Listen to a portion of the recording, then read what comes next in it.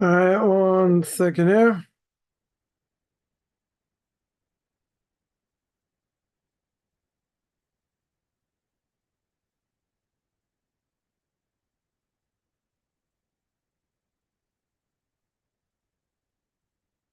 All right, 1 second here.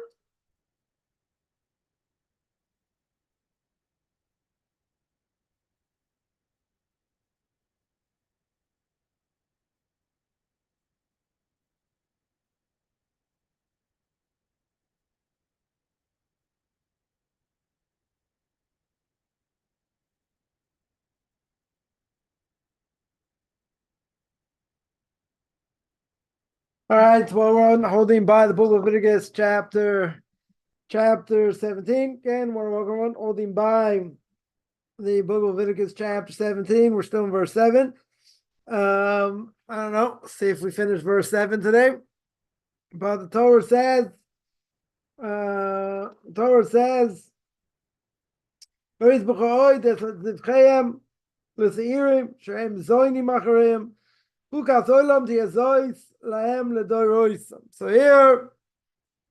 the Torah says, again, that you no longer slaughter sacrifices of demons after whom they go astray. That should be an eternal decree, right, for all generations. So speaking about this idea about sacrificing to demons, even though, and we spoke about demons quite a bit, even though we didn't say, or let's say better, we did say this was not idolatry, right? Sounds like idolatry, right? It's obviously why, right? We have to know how to understand the verse over here. It sounds like idolatry, right? But it's not, right? We're in the Kli Yakar, and the Kli Yakar brought down that this he-goat was not idolatry, wasn't sacrifice, and all that. And he says, look at the Ramban, right? We saw this long Ramban way back when, chapter 16, verse 8. There were two goats used on Yom Kippur, right? One is a sacrifice, one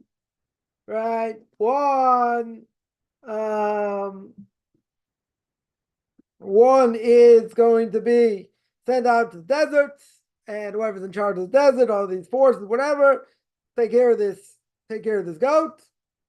And that goat was not obviously used to be sacrificed. Now, one other thing I wanted to see here. So here we made clear, and we're going to see actually in the next verse, or verse 9 actually. I don't know, we'll get there today, probably not, but what we're speaking about over here is the fact, right? Is the fact that you're only allowed to sacrifice in a certain area, right? By the tent of meeting. If that's true, Kohen gets spiritually cut off, right? We'll see what that means if they sacrifice in the wrong place, right? Because obviously there's divine command, right? There's explicit divine command where you're obligated to sacrifice. That wouldn't apply today. We don't have sacrifices, but in general, they would get spiritually cut off. That we'll see in verse 9. But comes along the Kli Yakar has like this.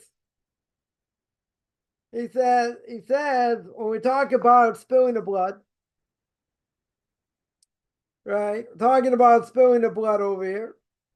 He says, what's the connection? What's the connection to sacrificing in a place you're not allowed to? Right? Meaning, it's outside the tent of meeting.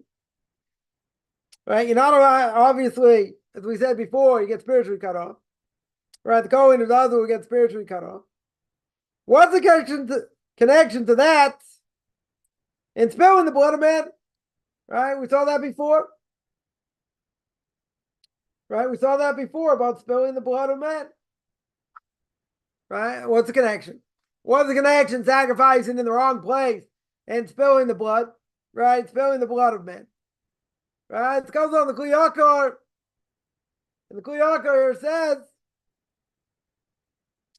he says that a person who sacrifices where he's not allowed to,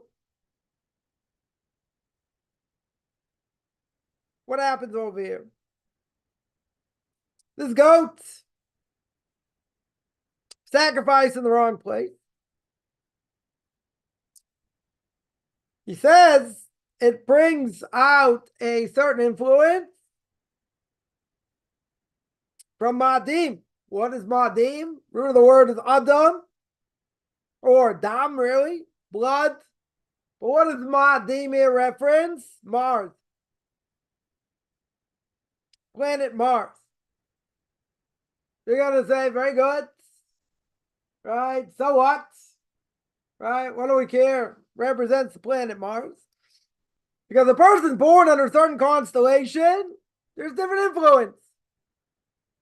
Persons born under the planet Mars. What is Mars in general? Red planet. Right? That's why it looks red. What does the redness represent? What? So a person, says the Kli Yakar, this will give power to that influence of the sword of death. You can say, wait a minute, the constellation set up in a certain way. This was one of the claims by the friends of Job when everything happens to him. They say maybe you were born under a certain heavenly influence. You were born, the constellations were set up in such a way. Now, even if that's true, and you're more susceptible, let's say in this case, to blood, the shedding blood, be used in the right way. How are you going to use it in the right way? Person should be a doctor. Person should be a ritual slaughterer. Person should be a moil, right? The circumcision. Because you have an affinity to blood. Now, people will say, what do I care the way the stars are set up? Person's born, right? Who cares? Galaxies set up like this, stars are like that, planets are in this order, or wherever they are. So yeah, there are other things we don't understand. A lot of this brought down by the Rambam and the Moreh Nevuchim, the guide for the perplexed.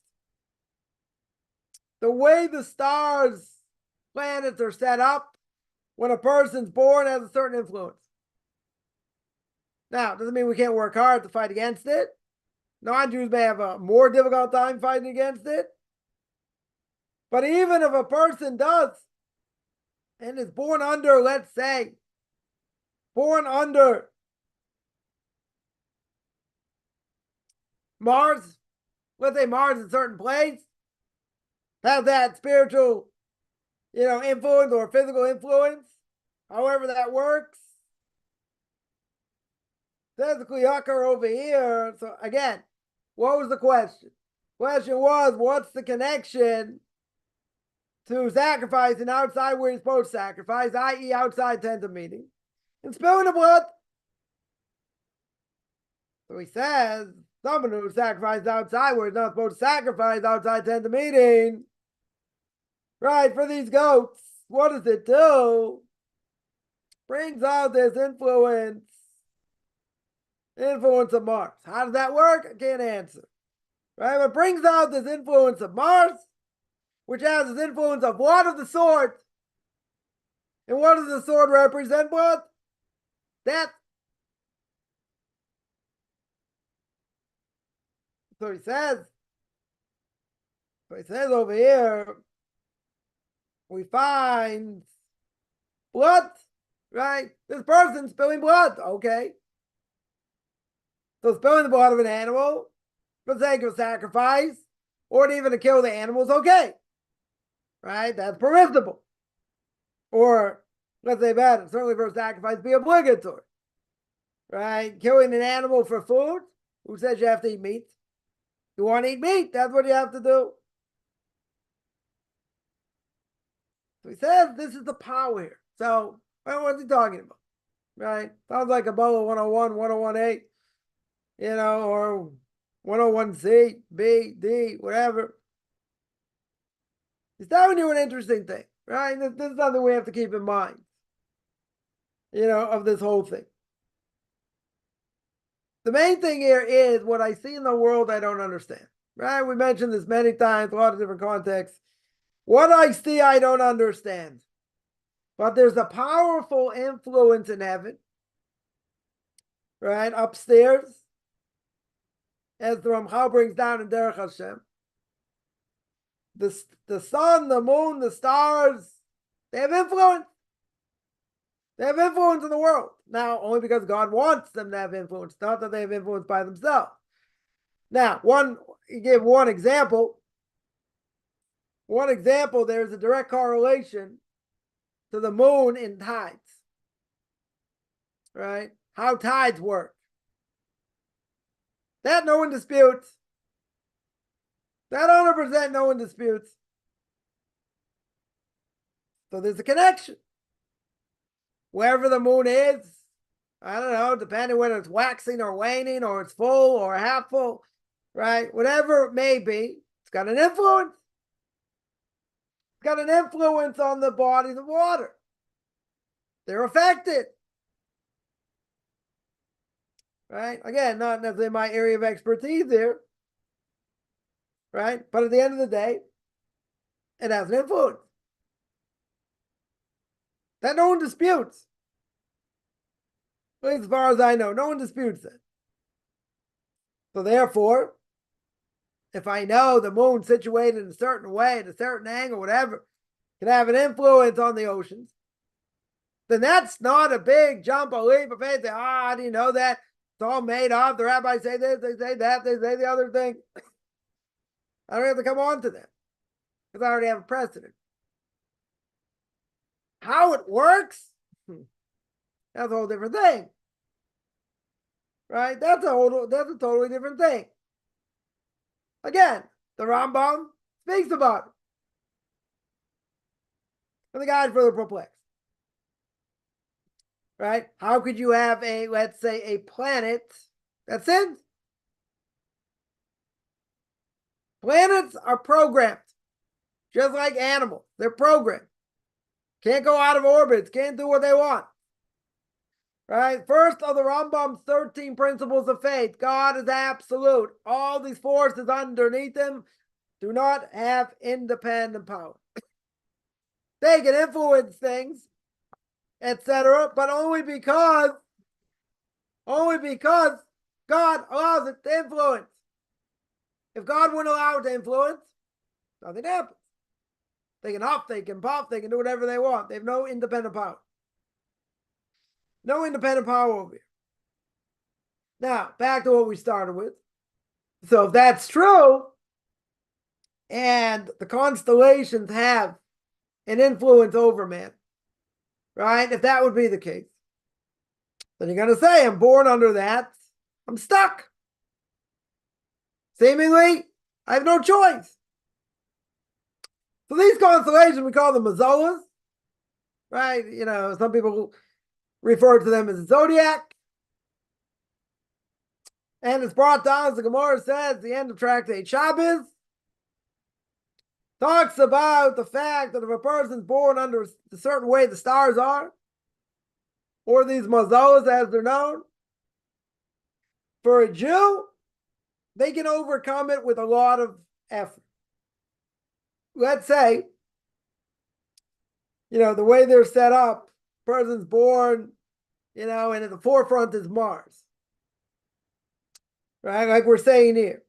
So if that's true, that means the person will definitely be more susceptible to what? To blood. To killing. Essentially. Now, if that's true and it has that kind of influence, then you're going to say, well, a person's wired a certain way. If they go out and kill and do this and do that, why is it their fault? Because we said many times, God doesn't want you to necessarily act on it. We're all wired in a certain way. Now, when it comes to this, it's a little more complex. And the reason is because this has an influence, has a strong influence, but it does not mean I can't fight against. The Gemara says it's very hard. You need to put in a lot of effort. It's for a Jew. You got to put in a tremendous amount of effort to fight it, to fight that influence. Now, someone might ask, if that's part of my nature, and that's what it's supposed to be, why should I fight it?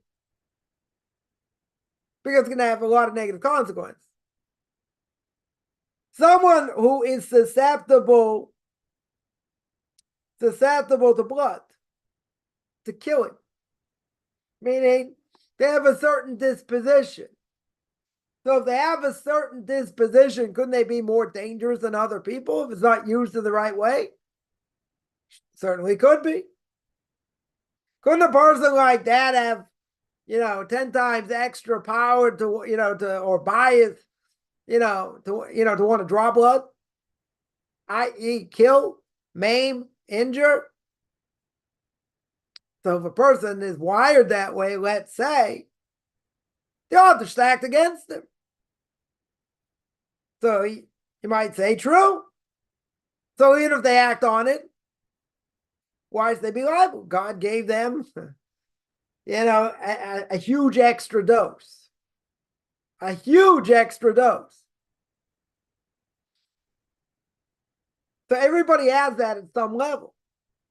Some have a huge extra dose of anger. Some of ego. Some of, fill in the blank. Something negative. So somebody has that, and they're born with it. They're more affinity towards it. Wouldn't we say it's a lot harder to do?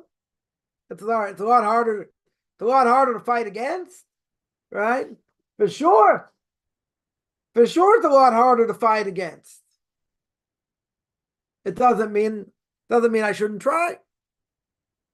I've heard people say, "Well, this is the way I am. This is what I do, and that's it." Well, that means they're giving up before they start. That's what it means.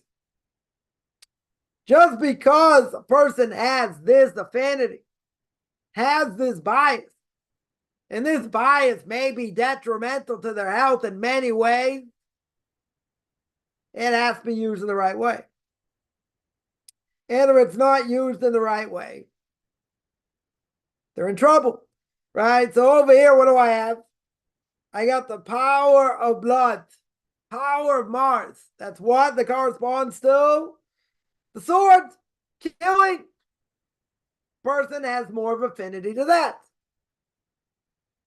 Now, obviously, that's against the law, certainly against the Torah, right? To kill.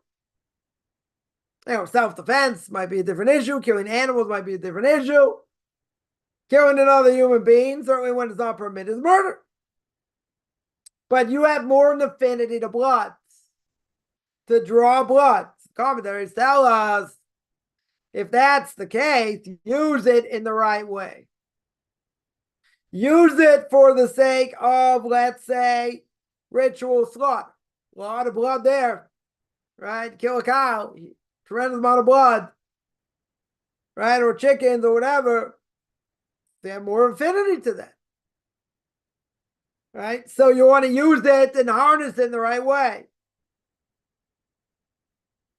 Or, right, a person can be immoral. A person can do circumcision. What does circumcision do? Also draw blood. So again, a person is not condemned to death here. Or, sorry, let's say better, condemned to use it in a negative way. The odds are, if you don't harness it right, you have a strong enough bias over here, or a strong enough affinity, let's say better, that could cause you to do things you don't want to do. So it has to be harnessed in the right way. But what could a person easily say? After 120 years, God judges them right after they die. God's going to say, why'd you do this? Why'd you do that? Well, what's the person going to say? What's the soul going to say? Look, you made me, you wired me that way. That's the way I was wired. So I acted on how I was wired. Now, what would God say? What would God's simple answer be? You're right. I wired you this way. We're not talking about where you did it yourself. That's a different issue. God can say, I wired you this way. I wired someone else differently. Or I wired a third person differently from both of them. Everybody has, similar things to work on. But they're wired differently. See, if we did it to ourselves, that's worse. Because then we have no excuse. Right? Forget about how a person's wired. We're not even going to go there. You did certain things in your life or other things happened to you, whatever it was, and you ended up doing all kinds of terrible things. You weren't wired that way. You'll say you were born to a certain family, which we don't have a choice, right? You're born against your will, the Mishnah Pirkei Avos says. You die against your will, Kaufman would say in parentheses, you still have to live. So we're not in charge of our parents, our siblings, our socioeconomic situation. Very good. Parents sent you to school, you learned all kinds of great things at school. Yeah? And that can form a lot of who we are. We're in contact with the influences, whether we want them or not, really doesn't matter. But these things affect us. Totally affect us. Now, if we made wrong decisions, and we did things that were not healthy for us, and we make those kind of decisions sometimes, in the end, when everything falls apart, who's left holding the ball? Who's left holding the bag up? Got no excuse. Again, it'd be different if you would say, this is the way it's programmed. This is the way God made them. This is where they have an affinity to this, to that, to the other thing, much stronger than other people. Okay? So that I could hear a person making a claim and say, it's not my fault. You gave me 10 extra doses. What do you want? Not that I did it myself. See, if I did it myself, or someone, not me, someone did it to themselves, what happens? Who are they going to blame? Who in the world are they going to blame? They'll make excuses. But let's say they got no one to blame over here. The only person they got to blame is themselves. That's a lot harder to face. It's a lot more difficult to face. Right? And the reason is very simple. Because you did it to yourself. It's one thing, someone had influence and did something or whatever, and that affected you. So that you can have an excuse, not my fault. I didn't expect this person to do this, whatever, and you get fell in. Can also happen. That's a little bit different. Because there you weren't in control. I'm talking about something where you're in control. Or at least we think we're in control. But what in the circumstance, you didn't ask certain things to be done or seen or whatever. So now, you live in a different life. You see things differently. Can't you have a claim against God and say, you did this? You caused this.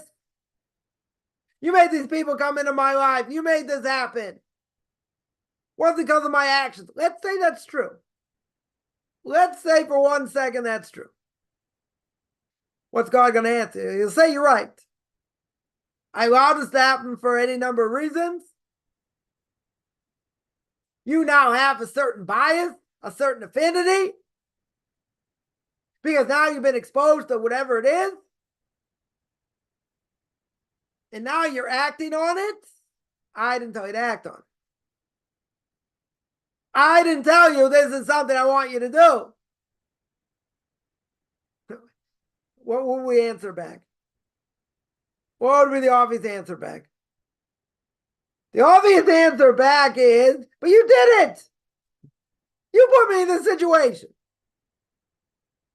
You made me see certain things I didn't want to see or go through. I didn't want to go through. For whatever reason in God's plan that he did it. You didn't sign up for that.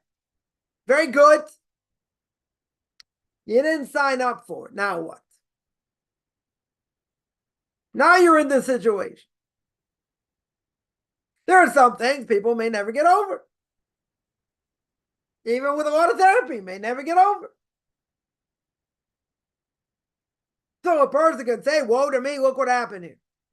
Look at all the terrible things happen. True? And let's say that person is guiltless 100%. And it's payback for whatever their soul had to go through. Let's say that. So now, that person, bitter, angry, and all that, let's say they never recover. Or it takes them a long time to recover or whatever. When God judges them, they could have the easy excuse in the world. The easiest excuse in the world is, I did not sign up for this. This had nothing to do with me in this world. And God can say, maybe you're right. Maybe. It's only what your soul had to go through. Okay, it was punishment for your soul. Okay. But then God tells you, you had tools to overcome it. Doesn't matter how hard it was. You possibly could have overcome it. You didn't. Now, could be a lot of reasons why. We're not going to psychoanalyze it. How people get stuck in their own situation. That's a much bigger discussion that not that I'm necessarily qualified to do. I can tell you in general terms how the Torah looks at it. But a person's given this, this situation happens, again, against their will. Nobody signed up for it. Nobody was interested in this happening, whatever it was. And they get broken by it. Not that they did it to themselves. They legitimately get broken by it. Now, after 120 years, where's the liability? Because there are a lot of people, out there that are going to say, they're going to say beyond the shadow of a doubt, they are angry at God. They are angry for what he put them through. What are they angry about? What they went through. So if that's what others say, we can never judge somebody unless we've been in their shoes. But that's not the question here. Right? This is a huge issue. Where's the level of liability? Where is the level of liability? Person has it really hard. God understands that, but he expects this, that, and the other thing. The person failed in a major way. And they say, I hate God. I'm not going to keep Torah. I'm not going to keep mitzvahs. Where's that liability? Is that liability on them? There are people that'll say, I think it's an excuse. They'll say, well, God put me through this. Again, we're going to make it very easy. Not that they did it to themselves. It was caused against their will. So it's very hard to judge. Very hard for us to judge and say, look what they went through. They went through a very hard time, whatever it may be. And they failed. They failed the test. How'd they fail the test? Because they spit in God's face. You know, Kaufman always says, you got to see the bigger picture. Person goes through a trauma, the bigger picture goes out the window. And it causes mental illness, that bigger picture goes out the window. Now, doesn't mean they can't necessarily be healed. It depends what it is, right? We're speaking in very, very, big generalities. But the question still stands. If a person had a Rebbe that embarrassed them in public, obviously forbidden to do, obviously you lose your portion of the world to come. And that child at whatever age sputters out of control because they got embarrassed. Nobody says what the Rebbe did was right. Right? No question. Question is, what's the reaction? See, we can hold people to be liable. They'll be held to a higher standard, 100%. But does that give the person the rights? And that's really the question here. Does that give the person a right to spit in God's face and not keep Torah mitzvahs? They're angry. Legitimately, again, we're making this as easy as possible. Legitimately angry for what they've gone through, and it's something, again, they did not cause it or initiate it. Why did God put them through it? We don't know. Could be just what their soul has to go through in order to be fixed up, whatever it may be. Let's just say that. Is that person, now that they've gone through a hard ordeal, and now that person doesn't want to keep Torah and mitzvahs because of what happened, are they liable? Are they going to be liable for what they've done? That's the question. That is the question. Now, trauma goes very deep. If someone's ever been through a real trauma, trauma is very hard to overcome. There's no question. Not saying it can't be overcome. So someone here mentions, very true, everything's the hands of heaven except fear of heaven. Okay. Well, see, the point is, we can't just throw everything on God. We can't make excuses. That is the problem. See, it's very easy, extremely easy for a person to say, well, God did this and God did that and God did the other. Now, let's say it's true. Let's say if we did it to ourselves, you got no excuse. That you have no excuse at all. You did it to yourself, you caused it. That's a harder pill to swallow. That, I would think, is a much harder pill to swallow. Why? You did it to yourself. What do you want? You got caught up. You thought you were going to beat the system, this, that. You got burnt. You got bad advice. I know someone this day mentioned the story before. That person got burnt. Bad advice. Had an non-kosher franchise of a chicken store. Doing very well. Got advice to open up another franchise. Opened up another franchise. Didn't go so well. Took the other franchise down. Went bankrupt. To this day, make no mistake, to this day, the person still is angry. Person is still angry. Now, person worked hard, built up a business, and God took it right from them. Not only that, flushed them. That's what he did. He flushed them. In my language. Now, the person got bad advice. Right? Okay.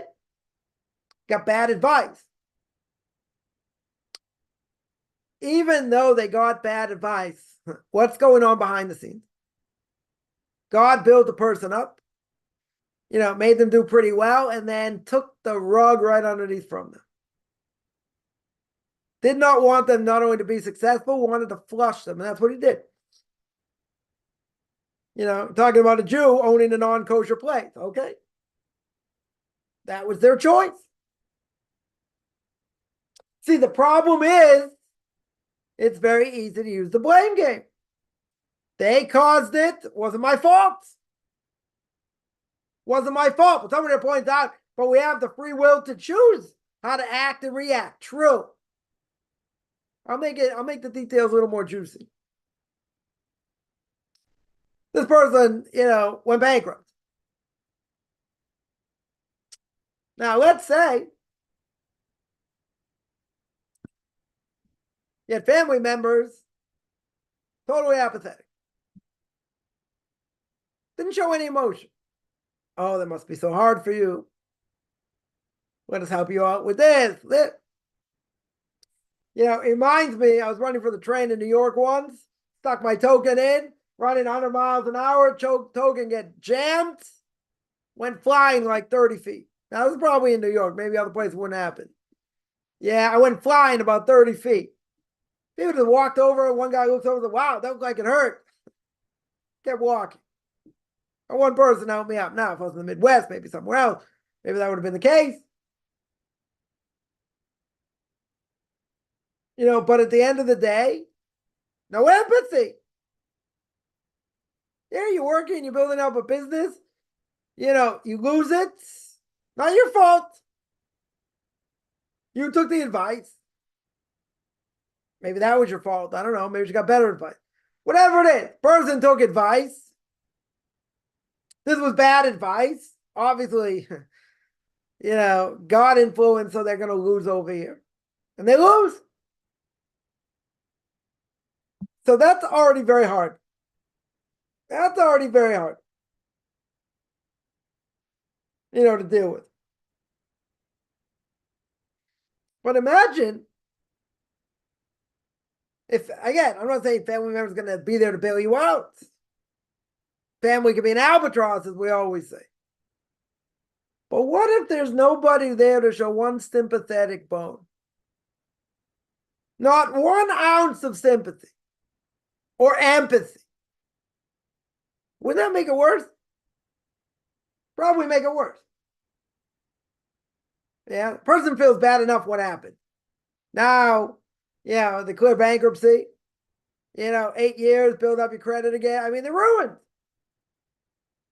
They're ruined because someone gave them bad advice. Now, in the bigger scheme of things, is this what God wanted? Essentially, isn't that what God wanted? Yeah. There's one major difference here. One major difference.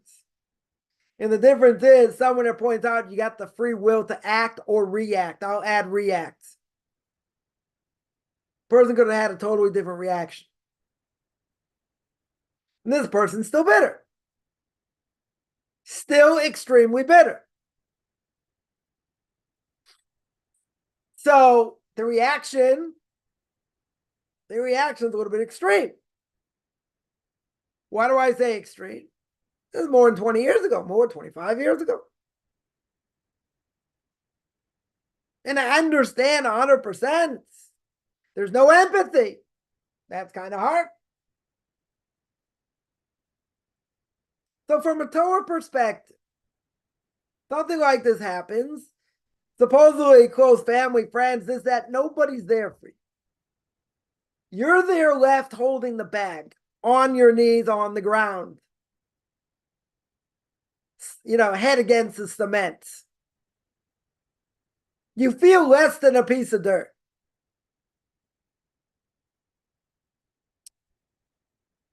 So that's pretty bad. That's hard. But in the bigger scheme of things, even when they're down, even when they're on their knees, and there's no one around to be sympathetic, that's like having an open wound and putting in salt. That's what it's like. Right? It's like grinding it more and more and more. Makes it much harder to deal with. But if a person had the attitude, okay, This is what's supposed to happen. I still have my house. I still have food. I'm not starving. I'm not on the street. I can see a little bit the bigger picture. But you gotta say, where's the sympathy? Where's the empathy? That just makes it much worse. So where's the bigger picture? Where in the world is the bigger picture over here? And what's the answer? If there are people out there who wouldn't know empathy if it hit them on their face and knocked them on their behind, they wouldn't know empathy if it hit them in the face. These people will never be empathetic. Never, right? Let's say, never expect anybody, in this case, to be empathetic around them. So what do you expect? Someone who doesn't know the first thing about being empathetic. You're going to have a claim against them? They're living in Never Never Land. The only thing about themselves, all three of them, themselves, and themselves, the Sybil complex. They don't have an empathetic bone in their body. Or at least they don't know how to show it. Right? Let's say. If I understand that, and I understand you're looking at these people, as we always say, like they're mentally challenged. They have a 20 IQ. What am I going to get upset about if they're not empathetic? If they don't, they don't show any compassion. What am I expecting, right? There's a common saying, I don't necessarily like it, but there's a common saying, expect nothing, whatever you get is a bonus. But that's a terrible way to live. Here you had expectations, some expectations. So when your head is splattered against the ground and there ain't no one there while you're down, that's painful. That's extremely painful. But if I understand, and again, this is going to be a harder thing to do. Person's got to be a very big person to be able to do this and to see around this. And that is the people around you are not in control. Who's the one in control? God's the one in control. Person lost everything, right? There's a silver lining. What's the silver lining? God took away your money, didn't take away your body. He didn't kill you, could have killed you. You might have deserved the death penalty. So God takes away your money. It's one of the 4 categories of somebody who's considered like they're dead. Someone who's blind, right? Someone has saras, someone has whatever, these dots on their body, whatever it is. Some people call it leprosy, whatever it may be. Speaking Lashon Hara, consider like they're dead because they can't, they're really in contact with anybody. Someone doesn't have any children, and someone who's poor. Someone has no money. They're considered like they're dead. Now, if a little birdie would have told them that this was going to happen instead of taking their lives, in other words, they had 10 extra lives, God took 5 of them, meaning took your money, and he left you with a bunch of extra lives left, you're still here in this world. Now, it's going to be hard for you to function. Granted, bankruptcy, never easy thing to get out of, right? Okay. But if you see the bigger scheme of things here, and again, let's say you would have known this ahead of time. God gives you a choice. Because listen, I can take your life now. Everyone around you will suffer because if I do it. Or I can leave you alive, I'll just take away your money. Now, if someone has a death wish, they'll say, take me. Take my life. I don't care anymore. Just, whatever. It's too hard to bear. Too hard to live. Well, I think most people want to live.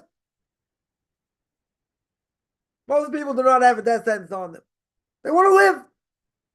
Even if it's hard, even, throw in the blank. Right? It's very, very hard, okay? But they want to live. They would take that option. Most people would take that option. We're not given that option. We're not given that choice.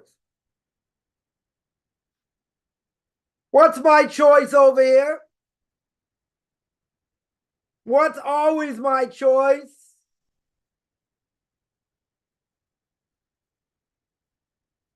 My choice is reaction. How do I react?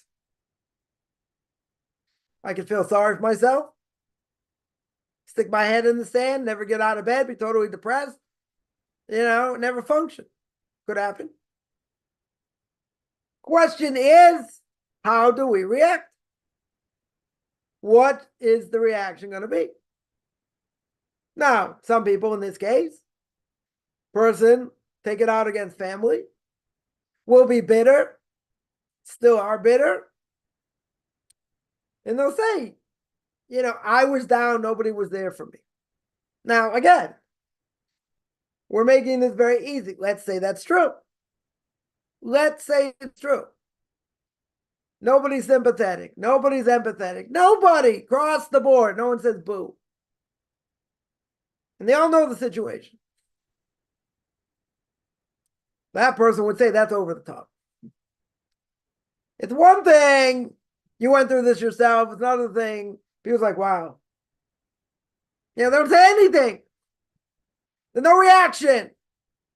Remember, many years ago, someone made a comment to me, and I told them, when someone's down, you never kick them in the head and smush it in the ground.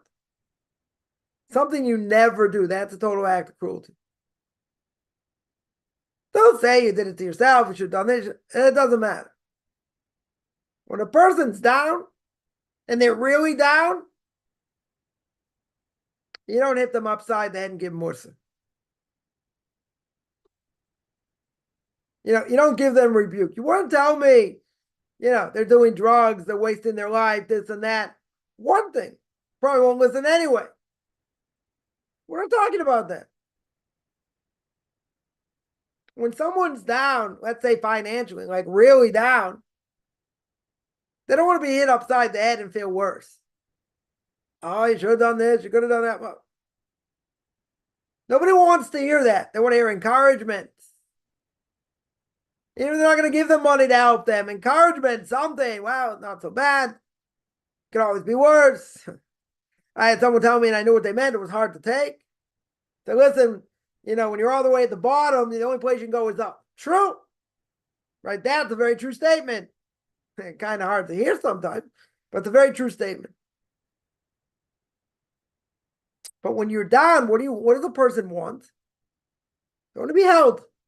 They want to be cuddled. They want to hear it's going to be okay. You'll get over it. You'll build again. Plenty of people lost their businesses, started again. Happened. I'm not saying it's negligence, but I definitely hear where when someone's down and they're just getting, and there's nobody there, that is painful. That is painful. But isn't it true? Someone here says, isn't it true? You have free choice. You have free choice how to act. And again, I would add on to that and say free choice how to react. You have a choice. Now, you could blame that. You could blame that bad advice. People around you gave you bad advice. Okay. You could say these people are not empathetic. Makes it more painful. Okay. Now what? You're going to have a grudge against them for your life? For your entire life? You're going to just throw family under the bus because nobody was there? I understand. I understand it's a painful thing. But seeing the bigger picture, the person didn't lose their house. They didn't have cars repossessed. They weren't, starving. It's an unpleasant situation, okay? No question about it. Nobody wants to be in such a situation. But if I see the bigger picture, that's what to work with. Because you understand philosophically how it works, or how potentially it works. Doesn't mean you don't have to put your best foot forward here. Doesn't mean you don't have to give 100%. But if I see the bigger picture, the person lose their house. They didn't have cars repossessed. They weren't, starving. It's an unpleasant situation, okay? Nobody wants to be in such a situation. But if I see the bigger picture, that's what to work with. Because you understand philosophically how it works, or how potentially it works. Doesn't mean you don't have to put your best foot forward here. But if people are not sympathetic, or at best they're apathetic, they don't really care one way or another, at the end of the day, a person will say, well, I don't need them. This person threw them all under the bus. Okay. What do I need people like that for? Good point. But if you understand who people are, and you understand you're not going to get anything from them anyway, even if this didn't happen, you wouldn't get anything from them. So what do you expect? Again, one of my rabbis gave me this piece of advice, and I'm sharing it, and I've shared it many times. Yeah. People out there are insane. Just because they're not in a mental institution does not mean they're not insane. The world as we know it is insane, what's going on, right? I think everyone understands that. But if I look at somebody like 100% they're mentally challenged, I look at them like I have a 20 IQ. Now, you have to deal with them. Let's say it's a parent or a sibling. And they got an ego, the big, the size of the universe. They always put you down. They always say negative things. Now, let's say, you can't not deal with them. So you deal with them at a certain level, whatever it is. I always say, if I'm at the top of my game and everything's going good, I know definitely a number of people I can speak to, they'll put me in my place straight away. Straight away. Right? All negative. All negative. So you can say, I need that like I need another hole in the head. Right? What do I need that for? You don't.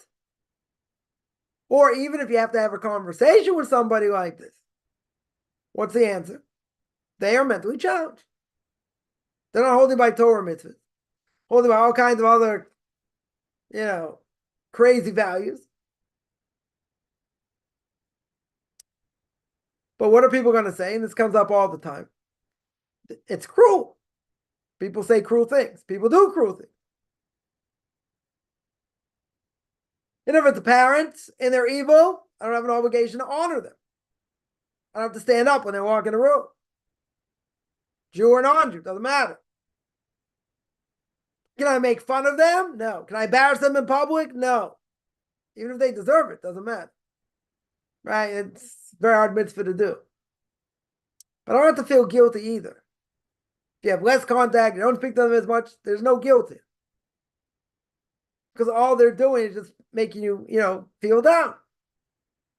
And putting you down.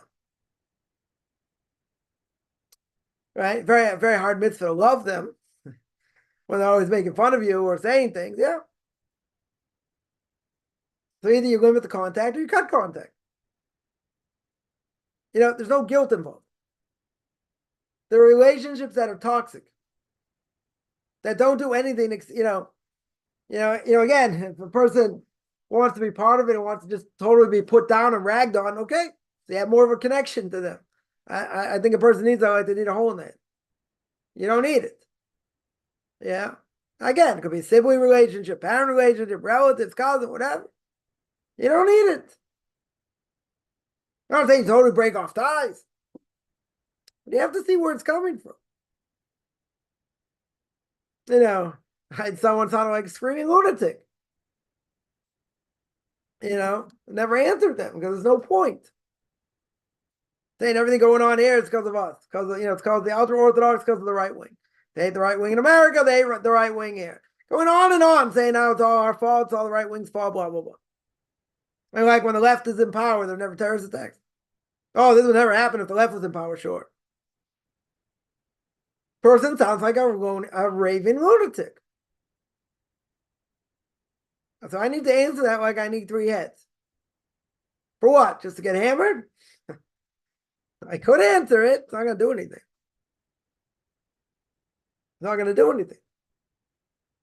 And even the parents, what do? You just tell them, change the subject. You get around the subject. Just tune them out. That's what you have to do.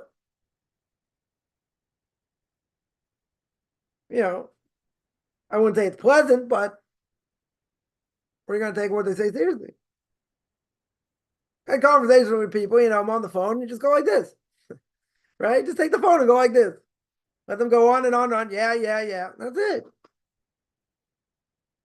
And what if they're in your face? They're in your face. Seen plenty of lunatics in my time. And they're lunatics. They'll think I'm a lunatic, whatever. They're a lunatic. Yeah, I'm not going to take what they say seriously. I'm going to go like this. Bink. I'm going to knock it straight off because it doesn't matter. Right? I wish I would have got this advice 20 years ago or more. Saved me a lot of aggravation. But you have to understand the psyche of people also. There are people out there, can be parents, siblings, whatever, they just don't care. It's painful. You want to show them, you want to, incorporate, they don't want. They make fun of you. They say things. They put you down. Right? So you ask, where do you get the strength? You know where we get the strength from? From Avram Avinu himself. He put that in the world. Right? He fought against his father. He fought against Terah. He fought against Nimrod. Fought against the whole world. That's why I call him Avram Ivri, not that he was a Jew. Even if he kept the Torah before it was given. Ivri means he's on the other side. Right? Everyone believes in idolatry. He brought absolute monotheism to the world. He put that in the world for us to fight against our surrounding elements. Does that mean it's going to be easy? No, no one says life is easy. But see, knowing these basic points, why would you ever get upset? Why in the world do you get upset? Like someone told me last week, you got certain people, they're watermelon heads. Watermelon heads. Look at someone like they're ignoramus, like someone said, you know why the Israelis were in Gaza and why they're attacking Hamas? Because they don't have any ports. They don't have any water ports. They need a place for their boats to come and the Navy and all that. Really?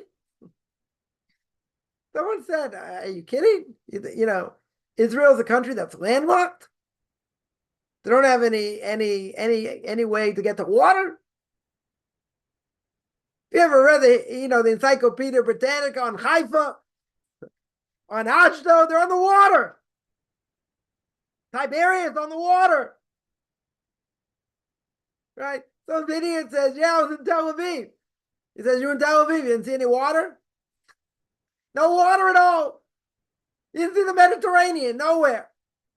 Idiot. How do you have a conversation with someone like that? Very hard. Yeah, it's what these people are. Oh, you think you're right, and you're being conceited. It's not about being conceited. It's just showing the facts. People don't want to hear the facts. We're all the fact checkers about all the garbage being spread. Where all the fact checkers disappeared because they're taking the lies to be facts. So I always say 3 biggest lies in the history of man. Right? Christianity, evolution, and the idea of a Palestinian people. But the idea of Palestinian people could be 1 or 2. Huge lie. Been perpetuated throughout the millennium. Huge lie. But I don't want to digress here. What people say can be painful because they're stamping on everything we hold to be holy. And they make fun of it. Okay? That person is mentally challenged. They don't know nothing from nothing. They don't know their nose from their elbow or the elbow from any other part of their body. Why in the world am I going to get upset what they say? But if people say enough of it and this, okay, it can be painful. I agree. So someone, what they better, family can be apathetic. Yeah. They can show they don't care. Person can get really upset by it. Or they can move on with life and say, these people are nuts. I mean, people should show emotion. People should try and help others if they can. And even if they can't physically, right? Someone comes to collect money. You don't have that much money to give or any money to give. You show them inside, give them something to eat, give them words of encouragement. That's the way to give charity also. Even if you can't give physically, even if you can't give money. It also helps. Words of encouragement. But you got to know where to get those words of encouragement. And there are some people you'll never get it from. Never. It's a painful thing. Very painful thing. So it doesn't matter what they say. It doesn't matter. Right? The question is, if someone there points out, how are we going to react? That's the question. We have that power to react. Now, could we be bitter because of what happened? Yeah, we could. Could we be bitter and have, and feel bad against these other people for the rest of our lives? Yes. Something happened 20 years ago. Yes. Is that what God wants? No. Totally not what he wants. He wants us to be strong. He wants us to keep his Torah. Right? Even if it's hard. That's what he wants. That's what he desires. Right? That's what he desires. But no one said life's going to be easy. Everyone has these challenges. Now the question is, as we said before, person has challenges and they're angry at God. And let's say God's the one who brought the challenges upon them. They didn't do it themselves, which is worse. So then they say, oh, God, you did this to me. And I believe in you. You're supposed to be good. You're supposed to help me. And you've thrown me into the gutter. You've knocked me down. Why should I keep what you say? So now the $2 million question is, how does God look at that? Is that person liable? For all the mitzvahs that he doesn't keep, or that she doesn't keep because they're angry. My feeling is they're angry because they didn't get what they wanted. Okay. And they feel they deserve it. We mentioned before, Chovos Levavos, that says in duties of the heart, why does the person get reward for the mitzvahs they do? The Mishnah, Perkei Avos says, Mishnah there says that if I learned a lot of Torah, why should I get rewards? That's what you're born to do. That's what you're born to do. Jews born, supposed to learn Torah. Right? It's got an obligation to keep mitzvahs. So even if you learned a lot of Torah, why do you think you're so great? Why do you think you're God's gift to the world? That's what you're supposed to do. Okay. So it says Chovos Levavos. We mentioned this before. Why does God give reward? Why does he give you a hudzi? Right? Hudzi, Dixie cup made out of chocolate vanilla ice cream, right? With a wooden spoon. It's made by the company called Hood, so it's called the hudzi. So God says, I'm going to give you a hudzi. Why should I give you a hudzi? You want someone to say better. You want that hudzi. You want to be given rewards for what you've done. Mishnah Perkei Avos says, what rewards? That's what you're created to do. Jew or non-Jew. Non-Jews also going to learn Torah, whatever applies to them.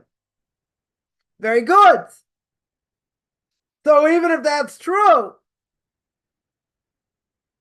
why should you get reward? Why should you get this hudzi, as Kaufman would say? You know why you get the hudzi, says Chovos Levavos?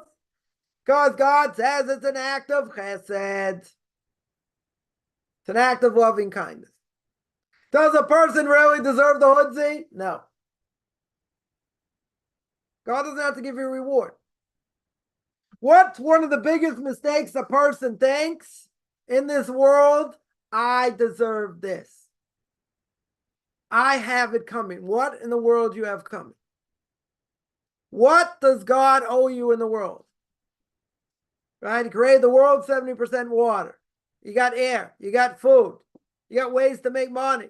Right? The Chovos Levavos says, either God gives you brains, and if he didn't give you brains, you're not so bright, he'll give you brawn, he'll give you strength. One way or another, you'll be able to make a living. Okay.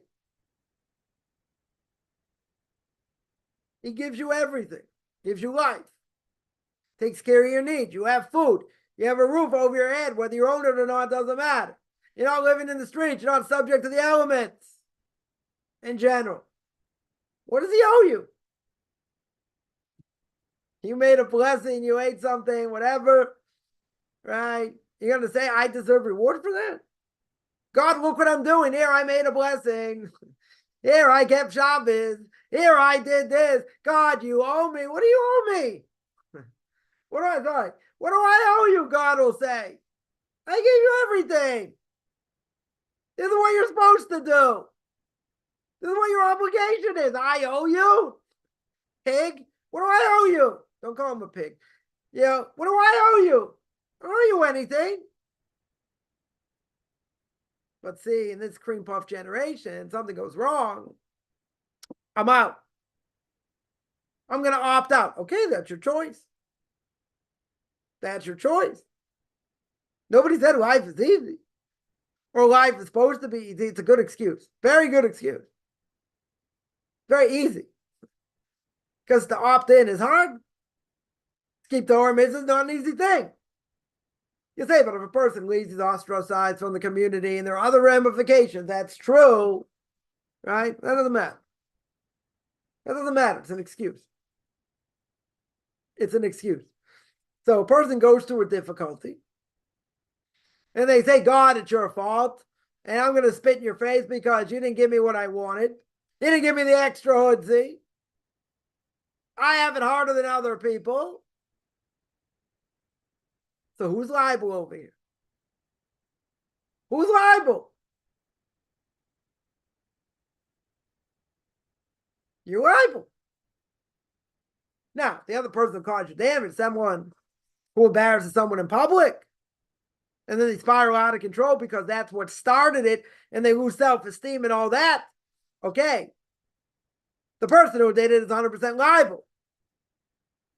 The person who spirals out of control because of what happens or what God wanted. But if that person does, are they liable for what they've done? They're liable. Maybe, maybe not 100%, but they're liable. For sure they're liable. Every time what it is, and other factors, but, in general, the person going to do that, they're liable. So it's very easy to make excuses. I don't know if this generation is any different than any other generation, but it's very easy to make excuses. Very easy. This happened to me. That happened to me. Again, let's say it's bad. I agree. Person was bullied in school. Bullying is a serious thing. Very serious thing. They lose self-esteem. They get picked on.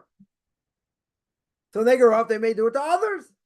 They have the ability to. Two wrongs don't make a right over here. It can have effect. For sure it can have an effect. Nobody's saying not. The question is, as we said before, what's our reaction? And if we have a negative reaction, is God going to punish us? Because he expected more from us. You're going to say, how can he expect more? It depends. If it's a serious trauma, God will expect less, right? But if it's treatable, person can get over it somehow. Again, God's the one who's going to judge us. I'm not here to judge, right? But the point is, we can't make excuses. It's very easy to make excuses. Very, very easy to make excuses. Now, someone here mentions, but how do you have a emunah when you have zero money? So who says money's everything? My Rebbe would say, money's certainly not everything, but it's good to have in your pocket. Yeah. And what if you don't even have in your pocket? And what if you can't give charity? You can't give.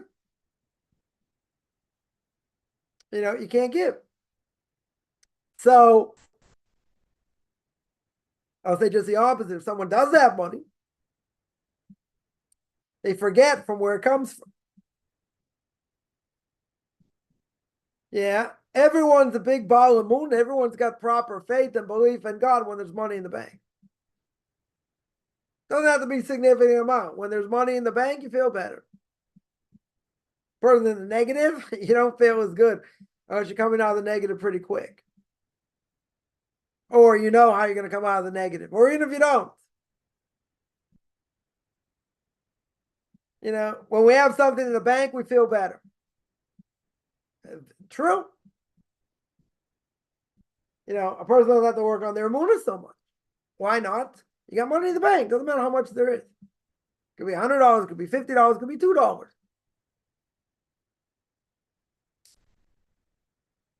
But even if you have some money in the bank, but now you got all these bills piling up and that money ain't going to cover it. You're praying. There ain't no question about it. And the bottom line is, seen it many times, heard other people tell me stories, God is the one in control. So how do you have a money when you have no money? That's the only thing you can grab onto. You don't have anything else. You're saying, I'm putting my best foot forward. This is what I have. You're right. But we say, as we mentioned many times, Shuz Hashem Ke'erafayim. God can bring the salvation in the blink of an eyelash. Totally blink of an eyelash. I was just reading something earlier. Exactly this. Exactly this. Even if the sword is right against your throat, God can bring the salvation. Even if you got a deadline, money's going to come in, you have no idea where it comes from, don't expect to come where you think it's going to come from. It'll come from somewhere else. Doesn't mean necessarily the person may not have to borrow money or push off a little bit till the money comes in. Okay? It's kind of neat when you say, I need this money. It comes in that day. Exactly the day you need it. Right? No coincidences here. But we'll say it's very easy. Very, very easy. And it doesn't really matter how much money's there. You feel better when you have money in the bank. Now, a person can say, I'm only, I only have, it's only $2 and it's only $5 only there. It's only $10 there. Gonna go in the minus straight away, or, you expect all the money, whatever it may be. But I would agree it's hard. I would agree that's hard. Yeah. Why does it say that someone who doesn't have money is like they're dead, right? That's really the question. Right? Not having a moon is not the issue. Someone who's poor, right? Let's think about it in these terms. We have an expression here in Israel. We can translate it in other ways also, in other places. Here in Israel, people say it in America also, in other places. Bala Meya, Bala Adeya. One who has 100, people want to listen to them. Right? Loose translation. In other words, if you have money, doesn't matter who you are, but you're more influential than people who don't have money. People more likely to listen to someone's opinion who has money than not. Maybe they think they have other knowledge, whatever. It's a misnomer. Because someone has money, I mean they have knowledge. Definitely does not mean that. But someone who doesn't have money, why are they considered like they're dead? Nobody wants to hear about them. Because if they don't have money, they need to be helped. We're not saying everybody, right? But someone who doesn't have money, who's taking what they say that seriously? Why don't they have the same rights as everybody else? Because they're lacking money. It's a pathetic thing. Very pathetic thing. I mean, there are different levels here, as well. But the bottom line is someone who doesn't have money, unless the person's a big rabbinic scholar or they're doing other things, not going to be listened to. Nobody's going to take them seriously. in different ways. Oh, look at them. Unless they have other things to bring to the table. Yeah, other good things other people need or whatever it may be. So someone will say, isn't that pathetic? Pathetic. 100% is pathetic. Right? I mentioned there are plenty of people out there that don't have money that are big rabbinic scholars. They always have Torah. Right? So people who can give over Torah, know a lot of Torah, okay. That's more important than money. Doesn't mean you don't have to pay your bills, but that's more important than money. Well, I wasn't talking about that. That people should listen to anyway, and the person doesn't have money because they have knowledge. And hopefully they have a lot of knowledge to share. Okay?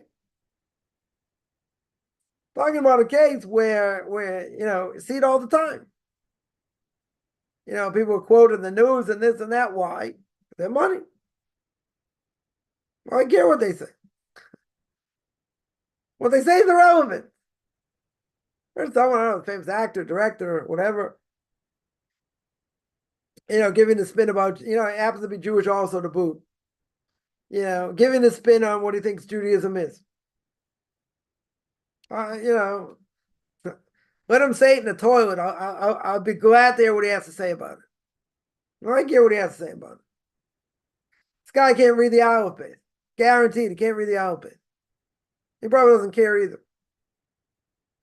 So we're going to quote him what he thinks Judaism is. Want to hear his opinion? What do I care what his opinion is? Because he makes films worth a lot of money. So, what relevance does that have to anything? In my life, nothing. Doesn't add anything. Just going to show how stupid he is. That's all it's going to show. So, a person always has Torah. A person for sure always has Torah. Right? But even with Torah, why would they be considered dead in this way? So again, if a person's a rabbinic scholar, they don't have money, okay. But we're not looking at it in those terms. Person can always have Torah. Right? But the fact that they don't have money, poor people can get abused. I'm not saying physically abused, but they can get abused because they're in dire straits. They have to rely on others. They have to suck up to other people to help or whatever. So it's more embarrassing. But nobody takes, in general, again, unless they're really steeped in Torah mitzvahs and have, have what to say, nobody's going to take what they say seriously. Why not? It's like they're not even part of the world. Not even part of the world. Imagine a person, has kids in school. Who are the parents? What suggestions from parents are going to take more seriously? The ones who pay full tuition? Pay on time? Or the ones that barely, scrape to make ends meet and they're always behind. Who are they going to listen to? Simple, who are they going to listen to? But you're going to tell me, again, that person knows a lot of Torah. It's a different issue. I'm not talking about that. I'm talking about all things being equal. It's not a big rabbinic scholar. Doesn't mean they shouldn't be respected. But if a person had a choice, in general, to listen to somebody's opinion that has money or doesn't have money, unless that person knows a lot about that field, who are they going to listen to? Right? Who in the world are they going to listen to? And what's the answer? What is the answer? They are going to listen to people that have money. I'm not saying it's right? But why? Because they have greater influence. People think they know more. Maybe certain things they do know more. Okay. But if it's only based on they want to hear their opinion because, of their bank account, not because of what they know. Are we going to take what they say seriously? Most people won't. Most people won't because they're looked down upon. Why are they looked down upon? Because they're poor. 100%. Is that the way of the world? I think so. People hang out with people more like them. People who have a lot of money don't necessarily hang out with people who don't. They hang out in different crowds, right? They hang out with different types of people. People like that. People have an extra house. People go on vacation a lot. People who do, they hang out like people like themselves. Now, some may have more, some may have less. It doesn't matter. The difference is they have. Right? And it's always interesting to me how someone, let's say they can have a lot of money, and they can throw out questions like, I should listen to what you have to say, right? You're going to humor me here, and they say something like totally off the wall. Like totally off the wall makes no sense against, when you talk about Torah mitzvahs. None. You got to sit there and entertain what they say. Sometimes. Right? Again, one of my personal pet peeves. But you got to be respectful. They don't respect what you say. But they came up with a great idea. They think this, they think that. And you got to respect it. Why I have to respect it? I'm not saying to make fights, but someone says something idiotic, right? And they say, wow, I have this and I've done that. And I'm like, so what? I told someone this, I wouldn't say it's a great thing to say. Someone made a comment. I was like, my 8-year-old could answer that. My 8-year-old probably knows more than you do. Yeah, major point though, but they're like, you're probably right. Yeah, you're not going to win friends that way. People have to know their place. And a lot of people who talk, and they make no sense. They make no sense. They'll make fun of you. They'll say all kinds of things, and they don't know anything. So you say, well, you don't respect them either. What do they bring to the table here? I'm not saying you can't embarrass them in public. You gotta be careful what you say. You don't want to make a desecration of God's name.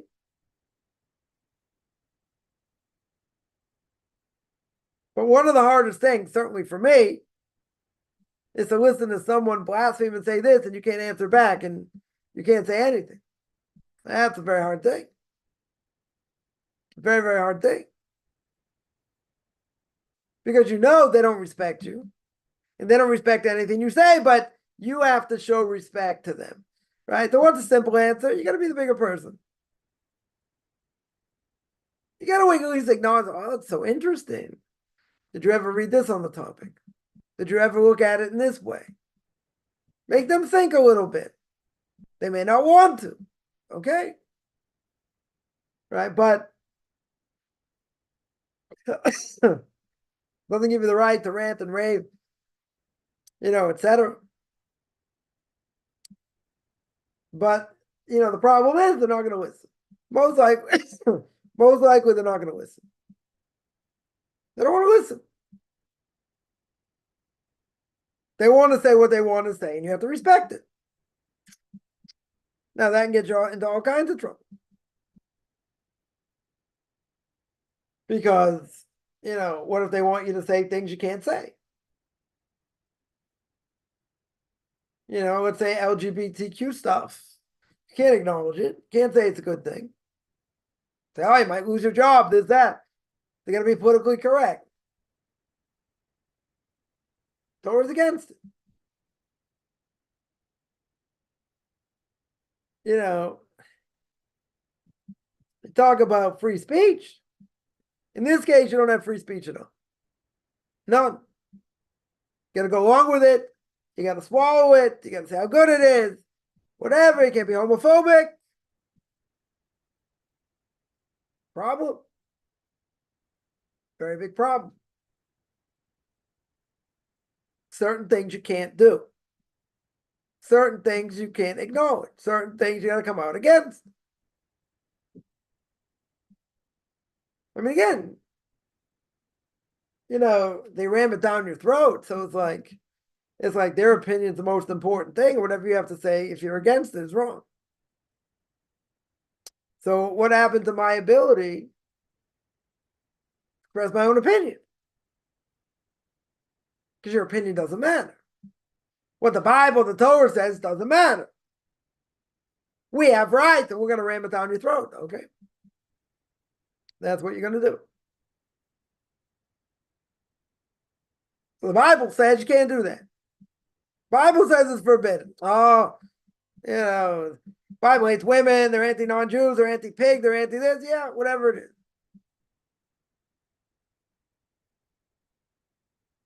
But to congratulate you on something that the Torah calls an abomination, you can't do it. 100% can't do. All right, it's a very hard way out of it. There's no in between here, which gets into a whole nother slew of problems.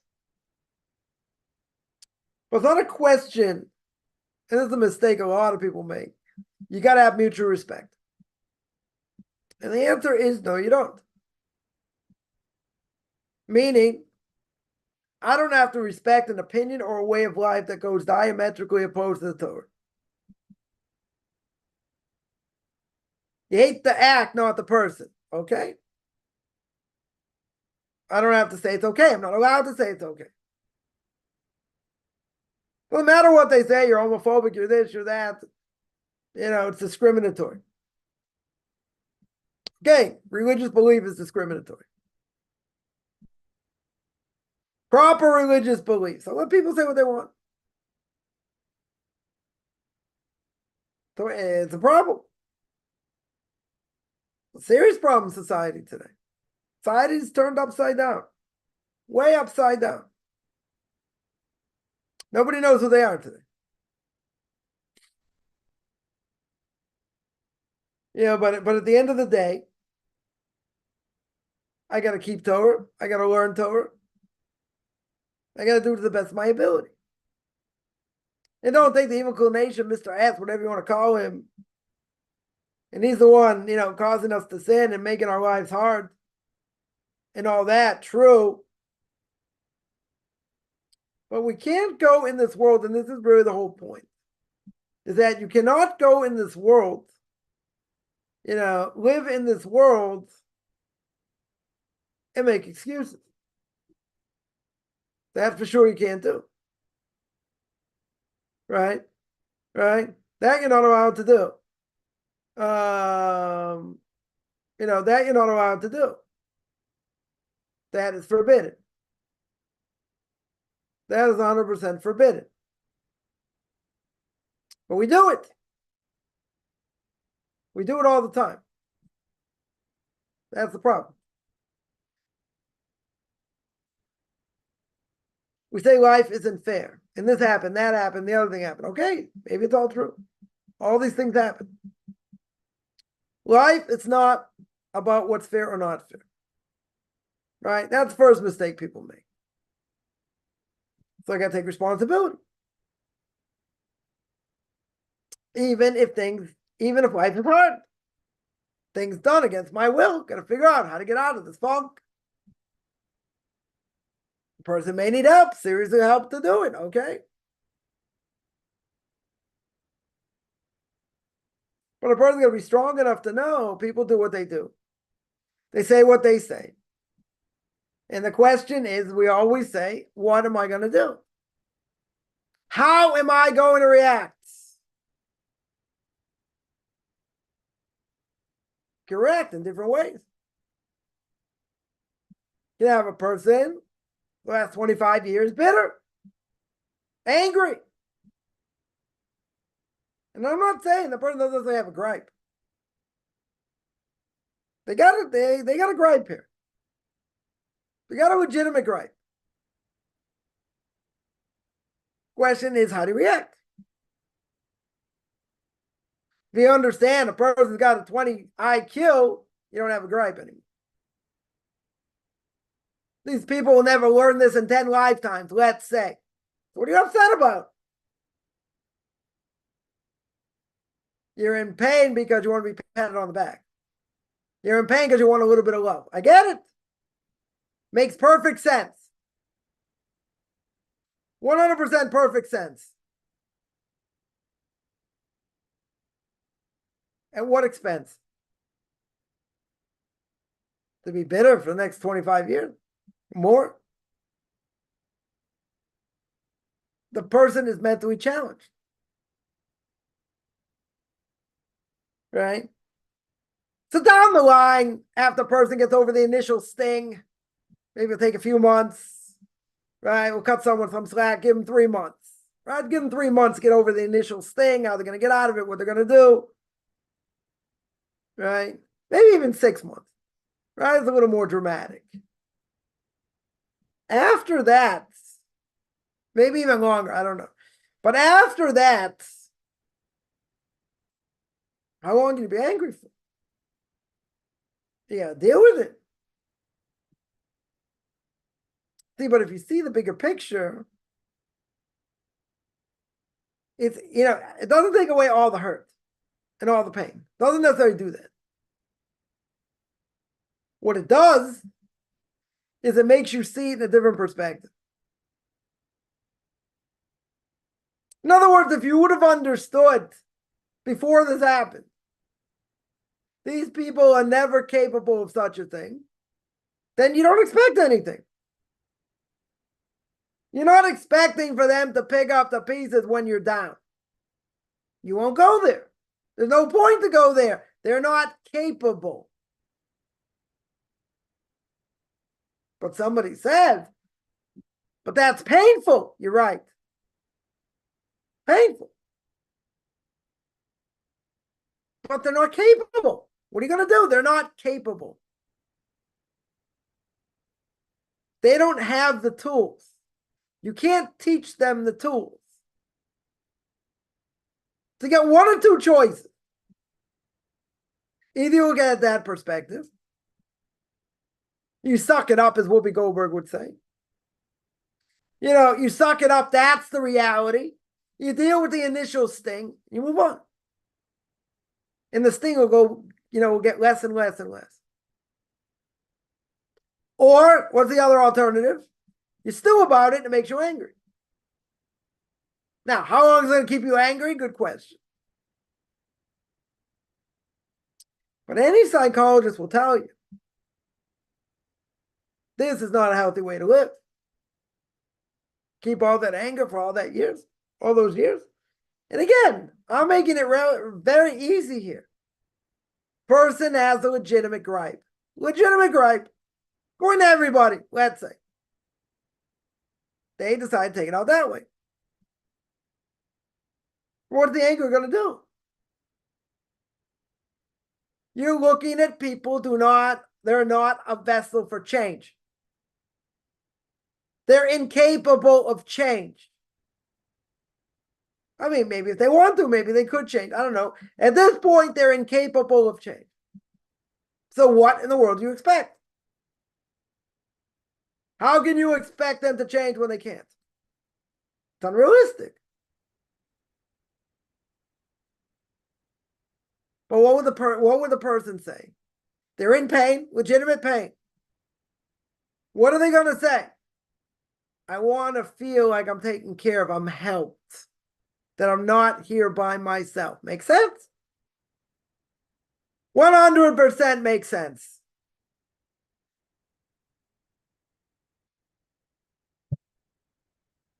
That's what they want. And that's probably what they feel they deserve. Wouldn't anybody want that? When the chips are down, you have people around you can rally around, family members you can rally around. Sure, who wouldn't want that? You got a built-in network, for better or for worse. But if that network is broken, I mean, seriously, broken, can't expect anything from it. It's unrealistic. Totally unrealistic. So if a person would know that from the beginning, or they learn it the hard way, either way, once they learn the lesson, guess what? Next time around, something happens. Nobody's there. Nobody says anything. Everyone's totally apathetic, this, that. You're going to get upset? You're not going to get upset as much. Next time after that, same thing. It's going to be even less. Eventually, you're just going to go, bink. I'm not saying it's a good thing to do. That's the reality, right? In this situation, that's the reality. Not that expect nothing, whatever you get is a bonus. You have to have realistic expectations. Now, the problem is we're extremely emotional. Some more, some less. And it hurts. It's painful. But there is an alternative. There's a few ways to look at it. Most important way to look at it is, what's the bigger picture? How am I dealing with life? What's the bigger picture? You know what the bigger picture is? God is the one in control. He's the one in control. So if he took away all my money, made my business go bankrupt, I have to learn from this. Yeah, I have to pick up the pieces. I have to not become depressed. I still have to feel good about myself. I think it's a lot worse if you did it to yourself. If you did it to yourself, you got no one to blame. You were careless, let's say. You took chances. You can't blame anybody. You did it yourself. Right? But if someone gave you bad advice, or someone messed you up, it's not your fault. It's totally not your fault. That's a little bit harder to take. Because then you're going to say, well, why did this happen? I'm a good person, let's say. So why did this happen? Could happen for a number of reasons. But what do? We blame other people. That's what we do. That 100% is what we do. And when we blame other people, we don't take responsibility. And we have to take responsibility.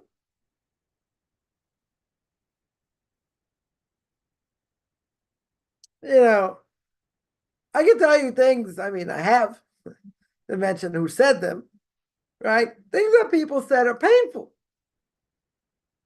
Painful. I had someone tell me, I've told the story before. I had someone tell me, if I would see that this is a woman, older woman, she's no longer in this world, but an older woman, and much older. And, they basically said pretty straight out, if I see you and you will not come up and give me a hug and a kiss, don't even bother ever speaking to me again. Now, that's a little bit extreme. Totally not, disrespecting what I believe in, whatever. That's a little bit extreme. Yeah. So the first time you hear it, wow. I tried to ham it up a little bit. Said some other thing. No. They didn't go. They were adamant. They didn't care what I had to say. If this is the case, never speak to me again. I don't want to hear from you. You're nothing. You're a maggot. You're less than a maggot. Yeah, you won't give me a hug and a kiss. This is who you are. Whatever. That can sting. That can sting. But when you think about it, say, what can I do? Is there anything to do about it? No. Could I fix the situation? No. But I'm thinking in the back of my mind, this is extreme. It's an extreme position. Did I do anything wrong? No. Did I stick up for the Torah? Yes. Stuck up for the Torah, did what I had to do, got slaughtered here. Okay. Got slaughtered. Not that I was necessarily particularly close to this person, per se. Well, I'm like, okay. Like, today I would just make fun of it. It's an obnoxious thing to say. No mutual respect. Similar thing. I was somewhere and I had a much older relative, hadn't seen in a long time, went to give me, a big hug. I took 2 steps backwards. I heard someone say under their breath, whatever. They're obnoxious what they said also. Come on. Yeah, this woman's so old. How could you do that? What am I supposed to do? What are you supposed to do? Heard someone say, well, I'd rather do that than embarrass them in public. Who said you have a right to do that? According to many rabbinical authorities, you got to give up your life rather than do that. Understand? Give up your life rather than hug someone of the opposite sex you're not allowed to. You know what giving up your life means? You got to die. Let's make it graphic. You got to die rather than do it. Oh, but I wouldn't want to embarrass someone. Yeah, I did a Q&A on that. A lot of people disagree with that. Can't do it. We're making an excuse. So, I'd rather not come to a worse prohibition of embarrassing someone in public. There are ways to get around the issue. You got to be prepared. You have your hands behind your back. You bow. You say, I only hug ugly women. I mean, there are ways around it. May not come out smelling like a rose, but you can't do it. It is forbidden. It's a Torah prohibition. No, someone said it. Someone over YouTube said it. Who says it's right? That's what they said. I'd rather do that than come to a worse prohibition. Okay, I get it. There is such a principle. Brought down the beginning, Tractate Shabbat talks about it. The rabbi said, if you're going to transgress, why did they make a lot of fences around the Torah, especially in the laws of Shabbos, to make sure you don't come to a worse prohibition? True. Who says it applies over here? Who in the world says it applies? I understand why the person said it. I understand. Doesn't mean it's right. Does not mean he's right in any way, shape, or form. Many, many rabbinic authorities, much bigger than him and me combined, would say you're not allowed to do that. So what if the other person gets embarrassed? What difference does it make if they get embarrassed? Their fault. They're not holding my Torah mitzvahs. Why is that? Why does that make it right? Why does that make it permissible? According to many rabbinic authorities, you have to give up your life for such a thing. You have to give up your life rather than transgress. How does that apply? Oh, I don't want to embarrass someone, but you got to give up your life. You're not allowed to do it. Otherwise, you got to give up your life. You don't want to embarrass someone. Okay, you don't want to embarrass someone. I get it. You don't want to come to a worse prohibition. Good. Don't take it out of context. This is taking it out of context. I understand where it comes from. Can't apply it here. Doesn't apply. The person said that they themselves did. Okay. So good. You heard it here live. That's wrong. That's the wrong approach. And I'm not the only one who would say it. And there are much greater people than me that would say it. Yes, my Rebbe that, not even a question. That's Chazon Ish, not even a question. That's what Shlomo Zalman Auerbach, not even a question. It's not an issue. It's not something you can do. You try and squirm out of it in different ways. If you can do that, gave a few pieces of advice, but that's what you got to do. And a person in the workforce, they got to tell people the opposite sex, I can't shake your hand, I can't give you a fist bump, I can't, whatever. It's just forbidden. They can think it's strange, they can think what they want. You're not allowed to do it. And you can't use rabbinic principles to permit something that's a Torah prohibition. Can't do that. Now, some people do it. Okay. Torah's not a pretzel. Torah's not something like silly putty I can play with. This is a serious thing. Same thing. Even, you needed to get some water in a mixed beach. Yeah? Are you allowed to get, some water? Maybe you're dry, you're dying of thirst, maybe. Yeah? Are you allowed to get water in a mixed beach? No. Can't walk in there. Male or female. Forbidden.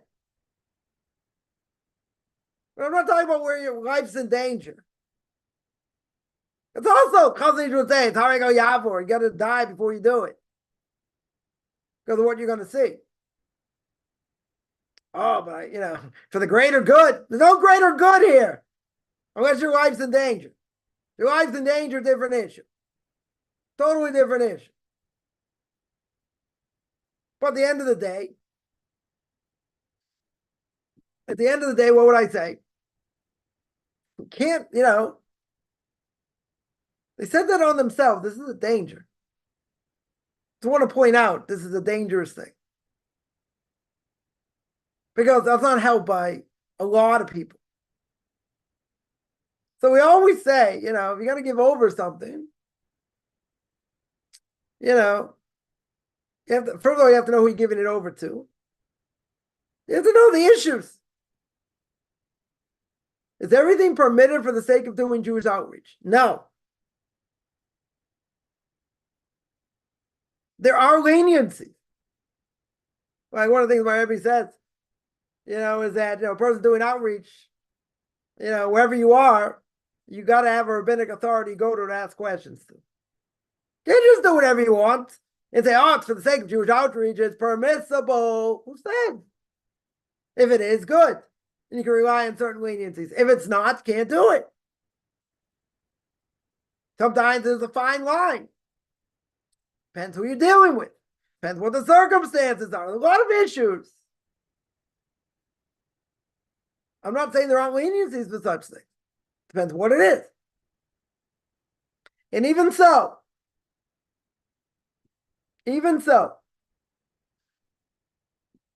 what do I say? You got to be careful here. Because on the one hand, it does make sense. You'll say embarrassing someone in public is bad. You're right. Use your portion of the world to come. Very true. But some things you can't get around, even if it's a fish handshake. Yeah, even if you're coming to the queen, right? A blessed memory. Come to the queen, and she sticks out her hand. Now, this is going to be a major thing. The head of state, figuratively. Figurative head of state. Maybe some will say, if I give a fish handshake, right? She puts out her hand like this, and you go, you're shaking a drop, and she's wearing gloves, even better. Maybe that's okay. It's not an intimate thing. Even she's very old or whatever. It doesn't matter. Maybe that would be permissible because she's wearing gloves. But everyone spoke about this a while ago. Many, many years ago. All right, knew someone that, I don't know, the person was knighted by the queen, or whatever in England. I don't know, knighted or given some award. I don't know exactly what. I forget what. Right? And the person claimed they had to shake her hands. It was a guy. Right? It was a rabbi, whatever. They had to shake her hands. So first of all, claimed she was wearing gloves. Okay? And it's a fish handshake. So two things combined, one to say was okay. Right? Everybody said no that way. That doesn't matter. That 100% is forbidden. That was it. He didn't even wince. He just said it the way it is. No. Those two things are relevant here. Irrelevant. It's Hari Go Yavor. Can't do it. Gotta rather die than do it. Sounds a little bit fanatical. You're gonna say, come on. You're not giving a fist bump. You're not giving a hug. That I can understand. You're not giving a hug. It's a fish handshake. She's wearing gloves, maybe. Rabbi said you don't change things. You don't change things. You don't move away from Torah. Right? He didn't even say maybe this, maybe that, could be late. No. He didn't even say for the head of state doesn't matter. Does not matter. What you're not allowed to do, you're not allowed to do. You're gonna say, come on. She's like 85 years old. She's, old shriveled up prune. Oh, bag the queen. Yeah, make fun of the queen a little bit. Yeah. Oh, bag the queen. Come on. Fish handshake at best. Anyone's going to really have any bad thoughts? Come on. Right? That's what someone's going to say. He didn't flinch. Remember, he didn't flinch. What's forbidden is forbidden. There's no head. There's no permissibility. That's it. He gave the other side of the argument a little bit. And he just said, no. Right? You got to love the English. English can be more blunt than other people. I worked on them for years. Didn't necessarily help. Didn't take the Englishman out of the English. It was like, no. And sometimes he would say, I'll say in your language. No. He's cooked. Right? I remember he told me something. He told me something once. And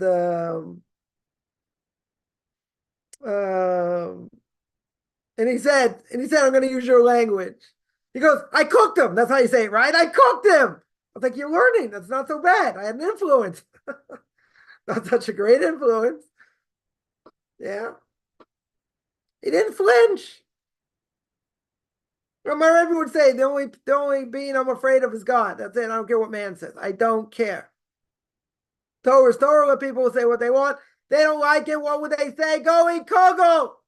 You don't like it, too bad. That's what the Torah says. Right? Someone's going to say under their breath. If you're going to say something under your breath, make sure someone doesn't hear it. Yeah? I didn't flinch by it. I was kind of expecting it, actually. So I was like, oh, come on, this person's so old. How could you do that? You don't show respect. Yeah, I could have said a lot of things at that point. I was in a mourner's house. I was going to make a scene, obviously, and it wouldn't matter because the person wouldn't listen anyway. Conversation would have gone nowhere. Someone's going to say, isn't that painful? Painful. I'm going to bear a grudge against it? No, it's good. I had to go through that, so I'll be able to give it over 100 times, different classes. Makes sense. People understand. Yeah, there are times people said something, and yeah, I answered. Wrong thing to do. Best thing to do, and you get a lot of merit for it, especially if you get embarrassed in public. You don't say anything. You got the ability to give blessings right at that time. And if a person knows somebody got embarrassed in public and did not say anything, go to them for a blessing. Because whatever blessing they give you, you got a very, very good chance it's going to be accepted. Why? Because this person's on a level. Doesn't matter why they didn't say anything. They're on a level here. When the person gets embarrassed in public and you keep your mouth shut, that's huge. Huge. Can't even imagine what that merit is. Because of that, they have the ability to give blessings. That's what you want to get a blessing from. Now, people that get embarrassed in public, yeah, what do? They probably say stuff. Yeah, they're angry. Who wants to get embarrassed in public? Who wants to sign up for that? Nobody. But if you're quiet, something I never am, if you're quiet, great. You could give blessings, and that blessing could, very well come to fruition. Why? Because you didn't open your mouth. You didn't open your mouth. I can tell you, I've been in a lot of situations I wanted to say things. Trust me. I was like dying to say something. What's the question of being embarrassed? I just kept hearing myself in the back of my mind, just let it go. Nothing's going to come out of it. You're going to make waves. Just let it go. And that's not necessarily an easy thing to do, especially by me, because I got a big mouth, as everybody knows. Yeah. There's no point to say anything. There's nobody there. they're not going to get it. And sometimes we just might get aggravated, might say something.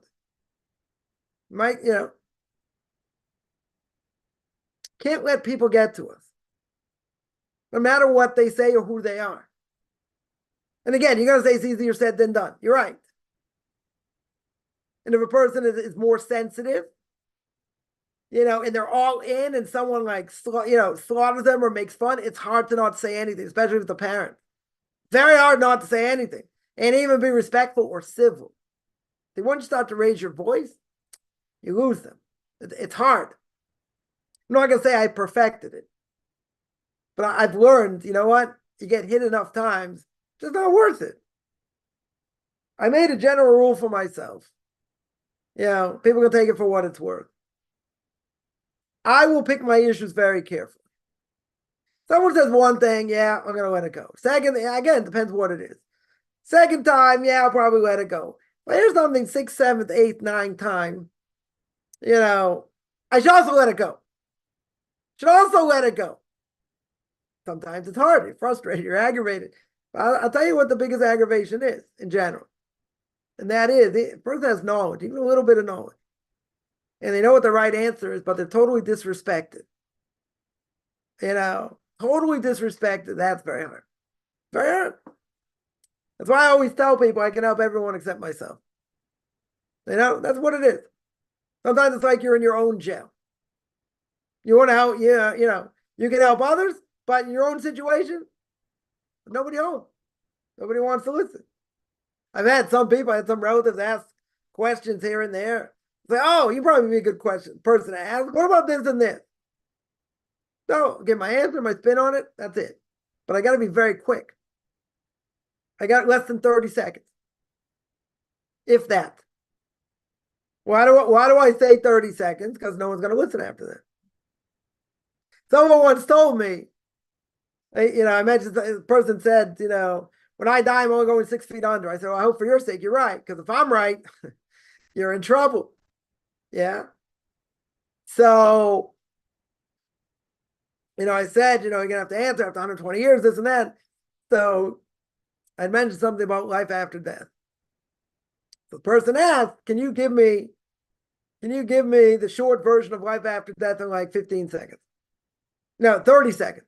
They said, can you give me an answer in 30 seconds? After 10 seconds, they would have already stopped me. So I said, here, watch this. I'll send you a link. Watch it. That was it. I know they weren't going to listen anyway. Did they watch it? I have no idea. I sent them a link. Propaganda, you know what they say, never goes to waste. Okay?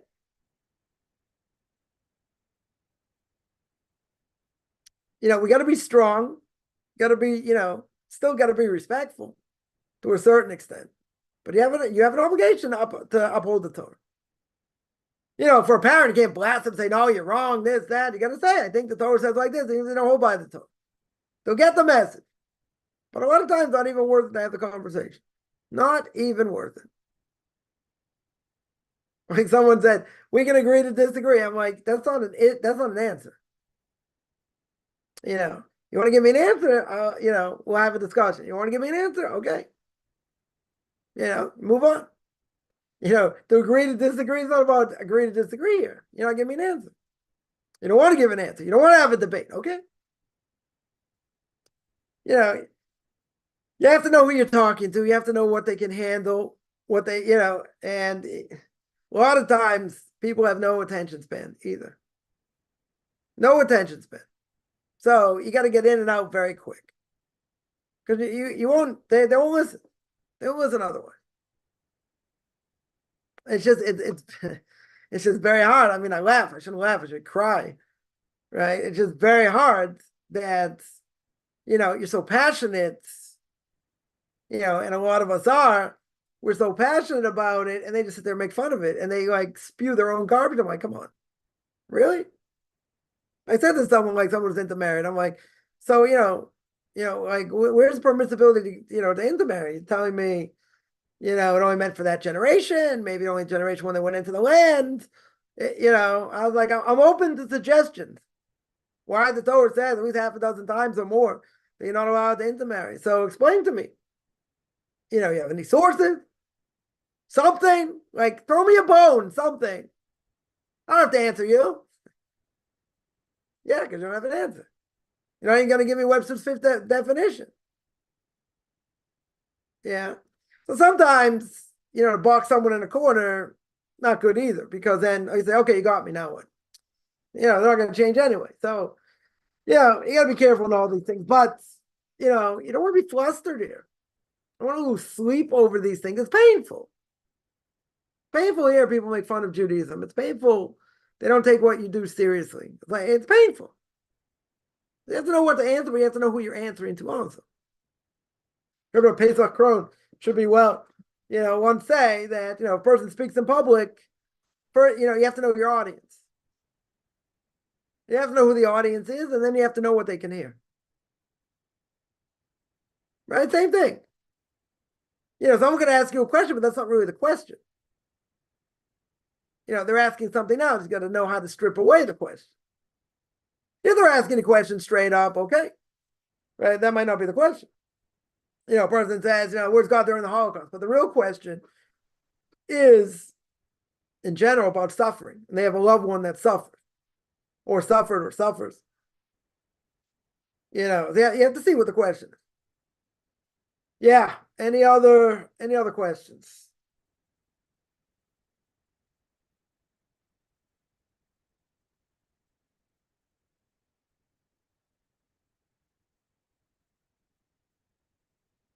All right, I'm going to stop here. I do this every Sunday at 9 o'clock Eastern Time, 4 o'clock Israel time. Anyone has any questions, find me on Facebook at Michael Chaim Kaufman, Beyond Orthodox Conversion Judaism, orthodoxconversion.com, Beyond Orthodox Conversion Judaism on YouTube. There I got videos on Q&As, Ethics of Our Fathers, Torah portion of the week, even though I'm behind, controversial issues.